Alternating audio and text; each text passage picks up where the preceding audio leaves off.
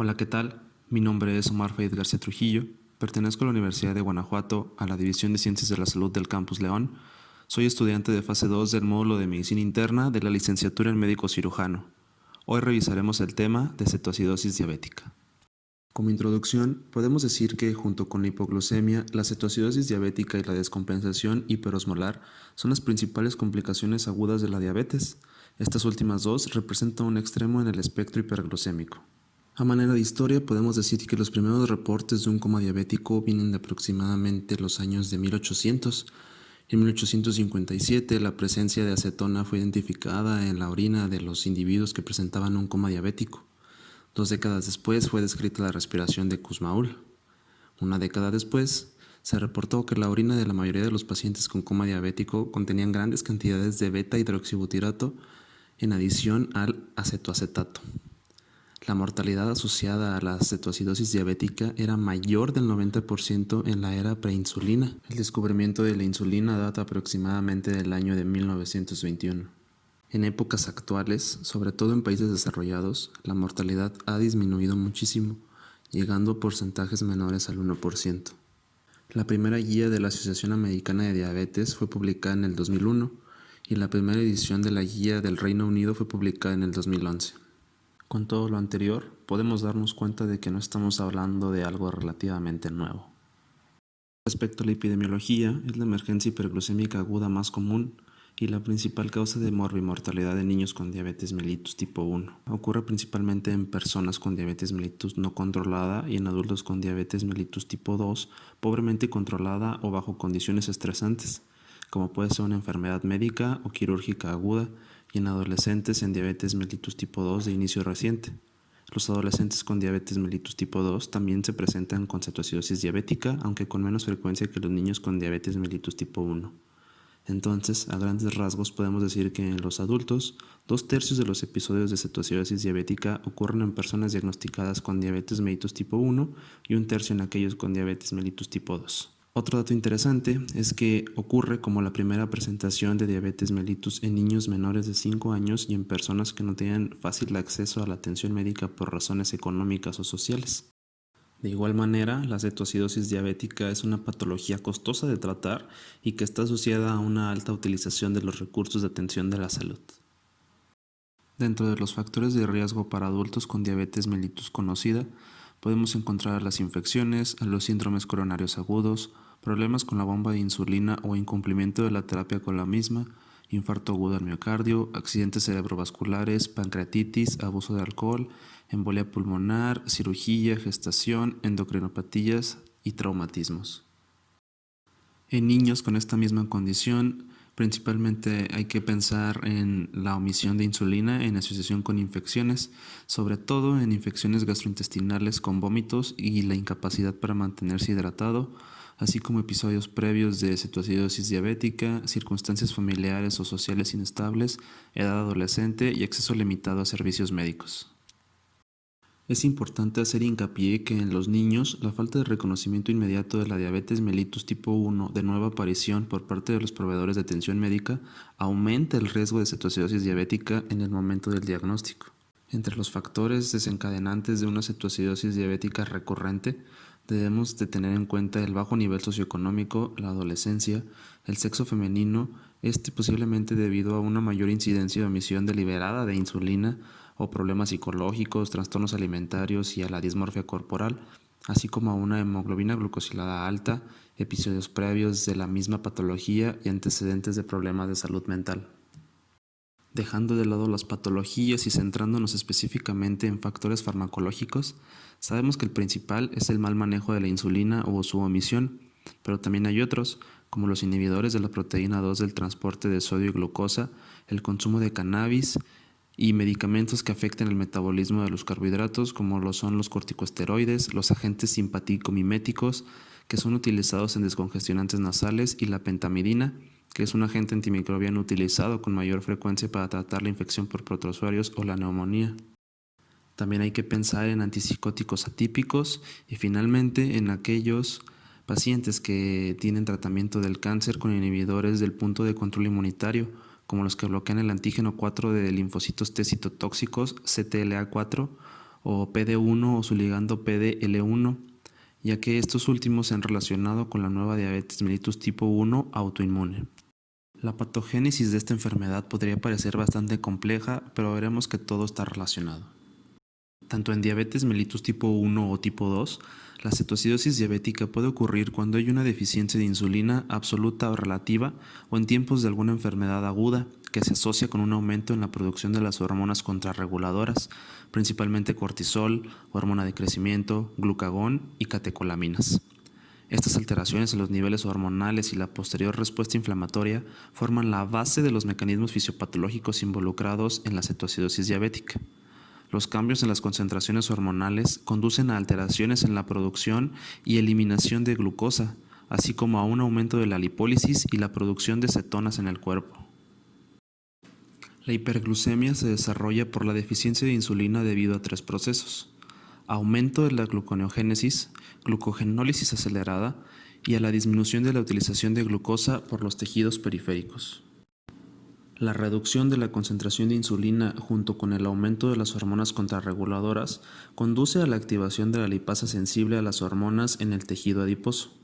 La lipólisis de triglicéridos endógenos por esta enzima libera grandes cantidades de ácidos grasos libres y glicerol en la circulación. Estos ácidos grasos libres se oxidan a cuerpos cetónicos en las mitocondrias hepáticas, un proceso mediado por altas concentraciones de glucagón. El glucagón reduce las concentraciones hepáticas de malonil coenzima A, el cual es un potente inhibidor de la oxidación de ácidos grasos e inhibe también a la enzima carnitina palmitoiltransferasa 1, la cual regula la absorción de ácidos grasos libres en las mitocondrias para la beta-oxidación, causando una acumulación de acetilcoenzima A. En circunstancias normales, el acetilcoenzima A ingresa al ciclo del ácido tricarboxílico y posteriormente a la cadena de transporte de electrones mitocondriales para sintetizar ATP. Cuando la producción de acetilcoenzima A excede los niveles que pueden ser metabolizados por este ciclo o ciclo de Krebs, 2 moléculas de acetilcoenzima A se condensan para formar acetoacetilcoenzima A, que puede condensarse con otra molécula de acetilcoenzima A para formar el HMG-CoA o beta-hidroxi-beta-metilglutarilcoenzima A. El HMG-CoA dentro de las mitocondrias se lisa para formar acetoacetato, que puede degradarse más espontáneamente para formar acetona o ser metabolizado a beta-hidroxibutirato. Entonces, la acetona, el acetoacetato y el beta-hidroxibutirato constituyen los 3 cuerpos cetónicos producidos por el hígado. La acetona exhalada es lo que da el aliento clásico como afrutado en las personas que presentan cetoacidosis diabética. La acumulación de cetoacidácidos conduce a una acidosis metabólica con una gran brecha aniónica debido a la reducción en la concentración de bicarbonato sérico y a la retención de estos ácidos. En individuos sanos, el rango de referencia es con frecuencia de 10 a 14 milimol por litro. Hay que tener en cuenta ese dato. La medida de la acidez es importante, ya que a medida que el pH cae menor a 7.35, los sistemas biológicos intracelulares comienzan a fallar, lo que provoca daños irreversibles en un pH alrededor de menos de 6.8. Un pH tan bajo puede conducir a una disfunción neurológica, resultando en coma, y si es lo suficientemente grave o prolongado, la muerte. La hiperglucemia grave y la aparición de cetoacidosis provocan un estado proinflamatorio, el cual, junto con la señalización de insulina deteriorada, puede inducir al hígado a producir proteína C reactiva bajo la influencia de macrófagos activados que secretan citocinas proinflamatorias, como lo es la interleucina 6, la interleucina 1 beta y el factor de necrosis tumoral. Todas estas, a su vez, deterioran la función de las células beta pancreáticas y la secreción de insulina, incrementando los ácidos grasos libres y las citocinas inflamatorias, con la posterior reducción de óxido nítrico y finalmente la disfunción endotelial. La hiperglucemia y los altos niveles de cetonas causan una diuresis osmótica que conduce a hipovolemia con contracción del volumen sanguíneo arterial. La diuresis osmótica también conduce a una disminución de la tasa de filtración glomerular, lo que reduce la capacidad de excretar glucosa. La hipovolemia conduce a aumentos adicionales en los niveles de hormonas contrarreguladoras, lo que agrava aún más la hiperglucemia. El bajo volumen de circulación resultante conduce a una hipoperfusión generalizada y también puede aumentar los niveles de ácido láctico. La falta de perfusión renal puede conducir a una incapacidad para la insuficiencia prerrenal y excretar adecuadamente los ácidos, exacerbando la acidemia de alta brecha aniónica. Como resultado de la compensación respiratoria por la acidosis metabólica, las personas con cetoacidosis diabética toman respiraciones profundas irregulares, conocidas como respiración de Kussmaul, como una forma de excretar dióxido de carbono ácido. Las bajas concentraciones de insulina conducen al catabolismo de las proteínas de los músculos, liberando aminoácidos que son gluconeogénicos y cetogénicos, como la tirosina, la isoleucina y la fenilalanina, o puramente cetogénicos como la lisina y la leucina. El catabolismo de isoleucina, lisina y triptófano conducen a la formación de acetilcoenzima A. El catabolismo de fenilalanina y tirosina conduce a la formación de acetoacetato y la leucina conduce a la producción del beta-hidroxibeta-metilglutaril coenzima A o HMG-CoA, todo lo cual alimenta la producción de cuerpos cetónicos. Finalmente, el edema cerebral es un mayor contenido de líquido de tejido cerebral que puede conducir a signos y síntomas neurológicos. La cetoacidosis diabética con frecuencia se presenta con una historia corta, con síntomas que se desarrollan generalmente en unas pocas horas. Podemos encontrar las 5 P's clásicas de la diabetes, que son poliuria, polidipsia, pérdida de peso y polifagia, aunque esta es rara en adultos, muy común en niños. El examen físico de adultos y niños generalmente revela signos de disminución del volumen circulatorio, incluidas las membranas mucosas secas y taquicardia. El estado mental al ingreso varía desde el estado de alerta total hasta el letargo y el estupor, con menos de 20% de los adultos hospitalizados que muestran pérdida de conciencia. También se observan cambios en la agudeza visual, que se cree se deben a cambios en el contenido de agua en el globo ocular. A medida que el pH baja, la compensación respiratoria por la acidosis metabólica conduce a las respiraciones de Kussmaul, un patrón de respiración profunda y dificultosa en individuos con cetoacidosis diabética, y la respiración puede tener un clásico olor afrutado debido a la exhalación de acetona. A nivel gastrointestinal, es común encontrar náusea, vómito y dolor abdominal generalizado.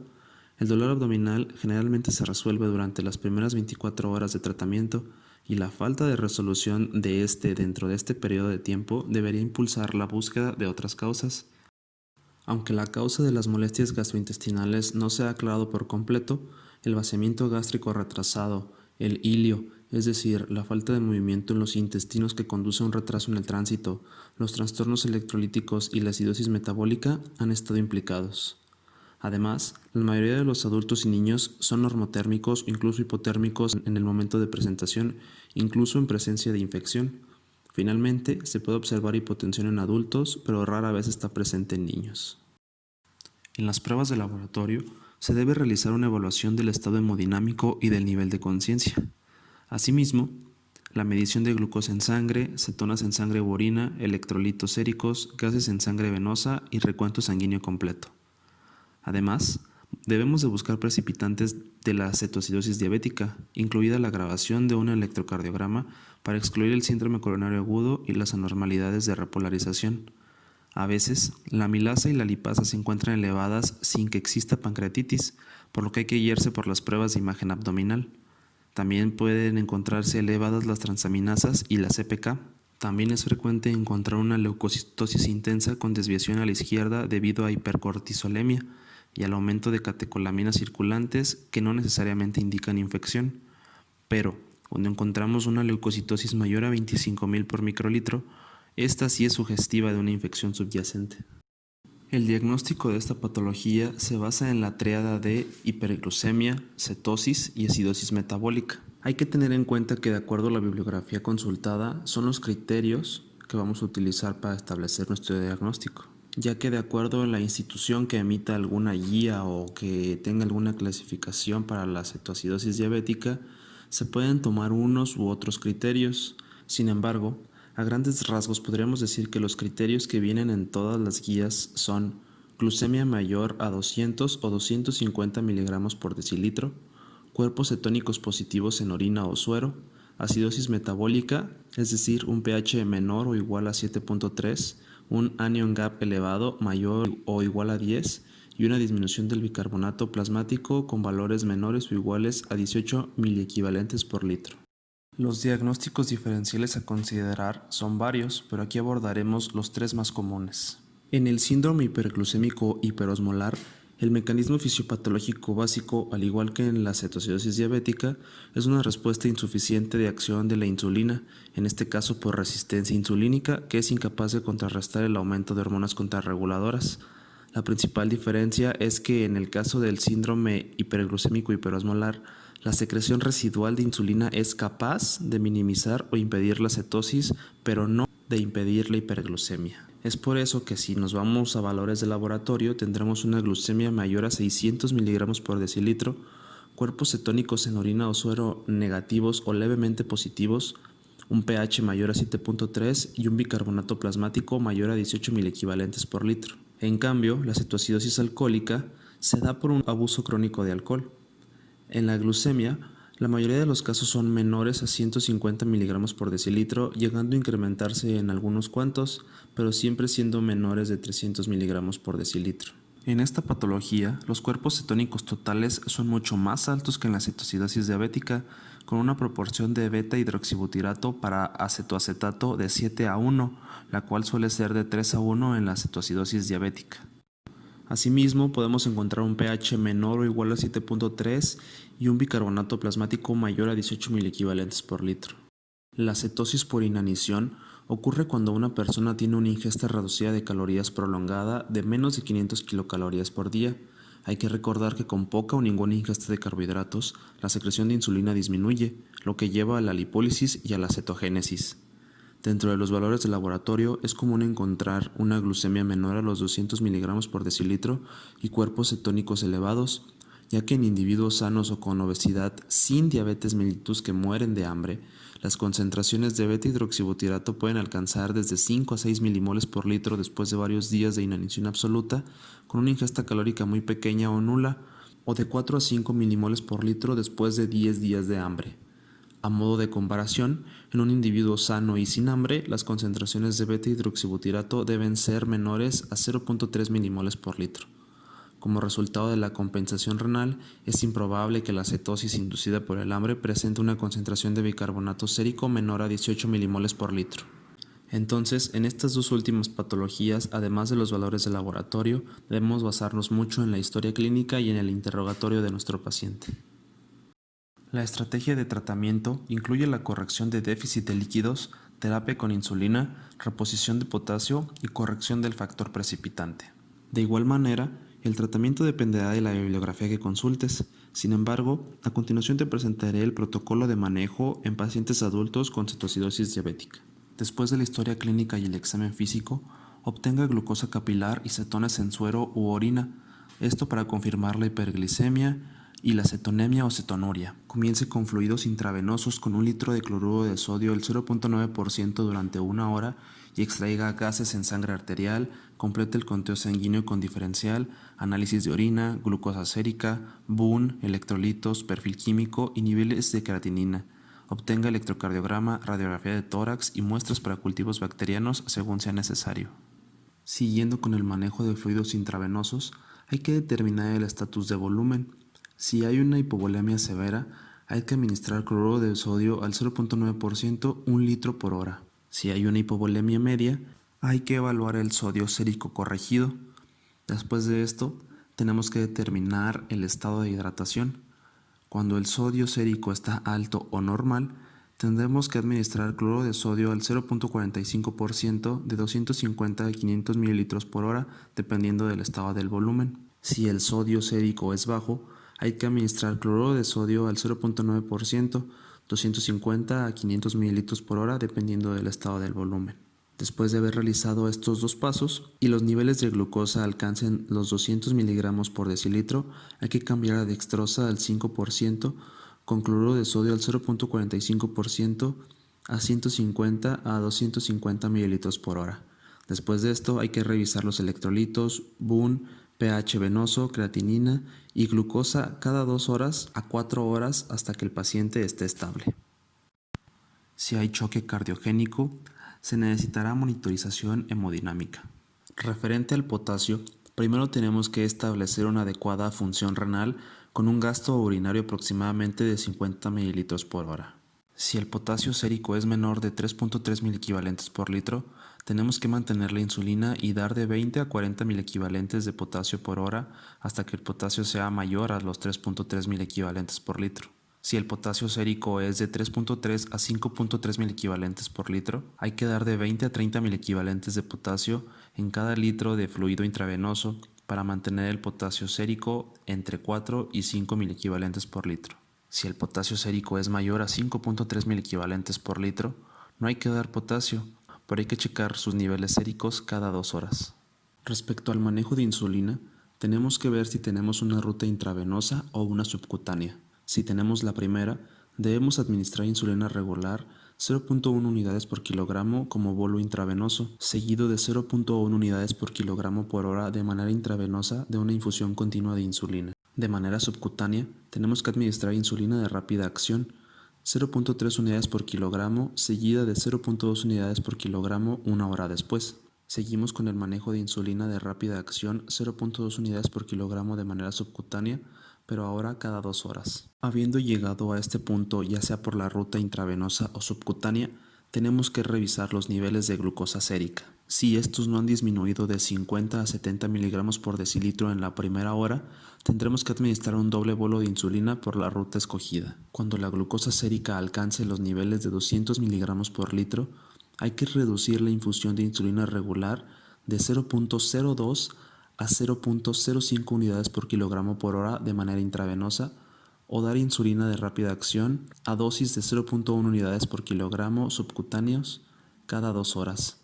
De igual manera, hay que tratar de mantener la glucosa sérica entre 150 y 200 miligramos por decilitro hasta la resolución de la cetoacidosis diabética. Tendremos que checar electrolitos, BUN, pH venoso, creatinina y glucosa cada 2 a 4 horas hasta que esté estable.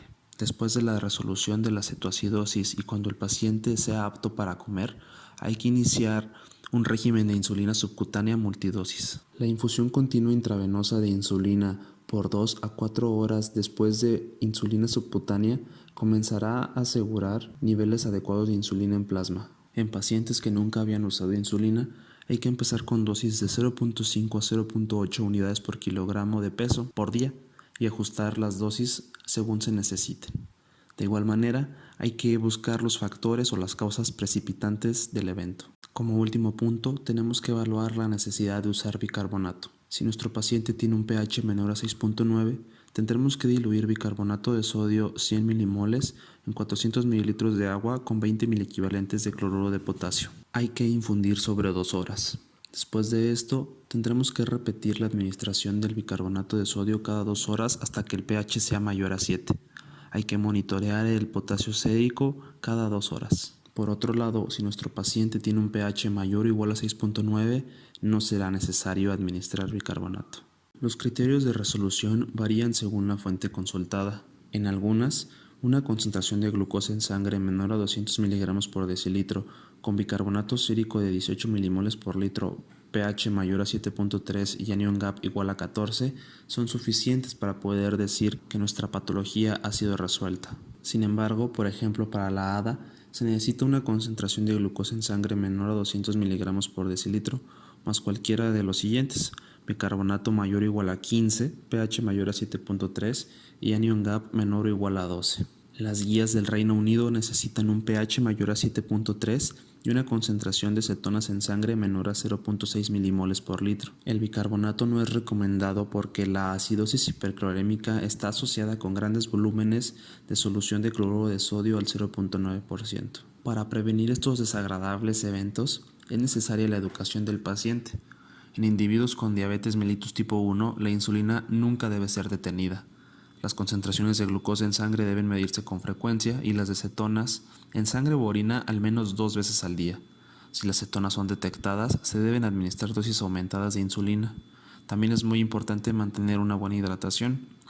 Un estudio informó que las consultas telefónicas con enfermeras o educadores en diabetes pueden ayudar a prevenir los ingresos por cetoacidosis diabética, por lo que quizá en el futuro tengamos que hacer uso de la telemedicina. Finalmente, hay que recordar que la cetoacidosis diabética es la principal causa de mortalidad entre niños y adultos de menos de 58 años con diabetes mellitus tipo 1, representando más del 50% de todas las muertes en niños con esta misma enfermedad. Una bibliografía comenta que en los países desarrollados el riesgo de muerte resultante de la cetoacidosis diabética es menor al 1% en niños y adultos. En cambio, en países en desarrollo la mortalidad es mucho mayor, con tasas de mortalidad reportadas tan altas que van desde el 3 al 13% en niños. En adultos, la mortalidad a menudo se debe al precipitante subyacente, como infección o enfermedad intercurrente. En los niños, la mortalidad resultante es principalmente el resultado de edema o lesión cerebral. El efecto sistémico de la cetoacidosis diabética en adultos depende de la gravedad de la acidemia y el agotamiento del volumen circulatorio. Otros marcadores de gravedad son las concentraciones de cetonas mayores a 6 milimol por litro, un pH menor a 7, hipocalemia al momento del ingreso, es decir, menos de 3.5 milimoles por litro, una presión arterial sistólica menor a 90 milímetros de mercurio, frecuencia cardíaca mayor a 100 latidos por minuto o menor a 60 latidos por minuto, saturación de oxígeno menor al 92%, suponiendo que sea normal al inicio, y una puntuación en la escala de Glasgow menor a 12. Recordar que el pronóstico de la crisis hiperglucémica es sustancialmente peor en los extremos de la edad o de la vida y en presencia de coma e hipotensión. Les dejo la bibliografía consultada, espero que haya sido de su entendimiento y agrado. Muchas gracias.